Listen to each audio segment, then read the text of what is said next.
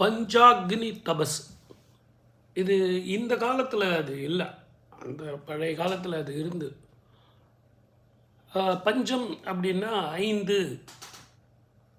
தபசு அப்படின்னா தவம்னு அர்த்தம். இந்த தீ மூட்டி தவம் இருக்கிறதா அப்படின்னா இல்லை, 5 வகையான தீ. அதை நீங்கள் நல்லா தெரிஞ்சுக்கணும். பஞ்சாக்னி 5 வகையான தீ. இது வந்து ரொம்ப பவர்ஃபுல்லாக அந்த காலத்தில் பேசப்பட்டது.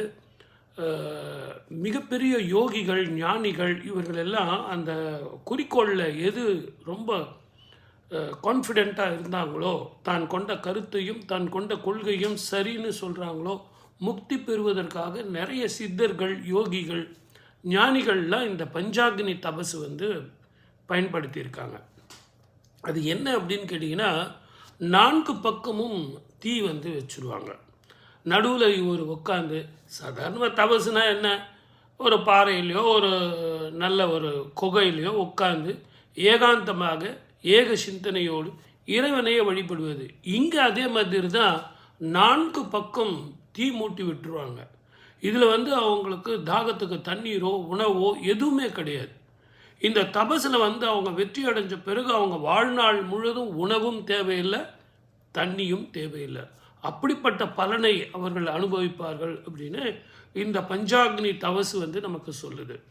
அதே மாதிரி இந்த பஞ்சாக்னி அப்படின்னா 4 பக்கம் தானே நெருப்பு, அப்போ இன்னொரு பக்கம் நெருப்பு இல்லையே, அது எப்படி நீங்கள் பஞ்சாக்னின்னு சொல்ல முடியும்? 5 நெருப்புன்னு எப்படி சொல்ல முடியும் அப்படின்னா, 4 பக்கம் தீ இருக்குது, தலைக்கு மேலே சூரியன் இருக்குது. உலகத்திலேயே மிகப்பெரிய சூரிய வெப்பம் தானே மிகப்பெரிய தீப்பிழம்பு.